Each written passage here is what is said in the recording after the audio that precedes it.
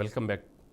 ఇక సత్యసాయి జిల్లా పెనుగొండలో మంత్రి సవిత పర్యటించారు. వైసీపీ హయాంలో తెదేపా నాయకులను కార్యకర్తలను ఇబ్బందులు పెట్టిన ఎవరిని వదిలే సమస్య లేదన్నారు.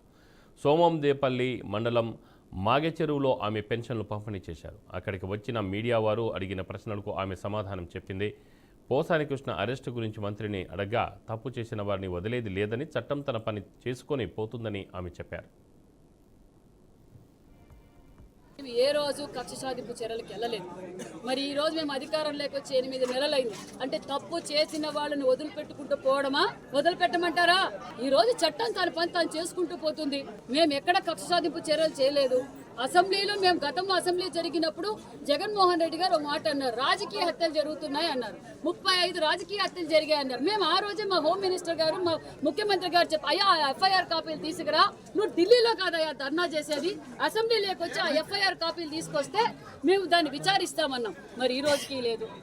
మరి తప్పు చేసిన వాళ్ళని చట్టం తన పని తాను చేసుకుంటూ వెళ్తుంది. మరి దానికి ఈ రోజు జగన్మోహన్ రెడ్డి గారు మొన్నటి రోజు ఏదో అన్నారు, నాకు ప్రతిపక్ష హోదా వస్తే తప్ప నేను అసెంబ్లీకి రాను అన్నారు. ప్రతిపక్ష హోదా ఎవరిస్తారు? నరేంద్ర మోడీ గారు ఇస్తారా? మరి సీఎం గారు ఇస్తారా?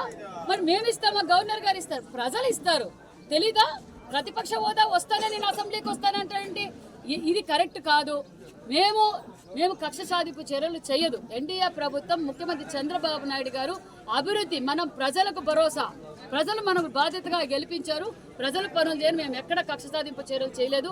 వాళ్ళకు కూడా తెలుసు, వాళ్ళ ప్రభుత్వం, వాళ్ళ నాయకులకు తెలుసు, ప్రజలకు తెలుసు వాళ్ళు ఏ విధంగా ప్రజల్ని మోసం చేశారో, దోచుకున్నారో, దాచుకున్నారో, మహిళలను ఏ విధంగా అసభ్యకరంగా మాట్లాడారో, ఏ విధంగా పోస్టులు చేశారో ప్రజలందరికీ తెలిసే ఈ రోజు వాళ్ళని ఆ స్థానంలో కూర్చోబెట్టారు. మళ్ళీ వాళ్ళ గురించి మాకు కక్ష సాధింపు చర్యలు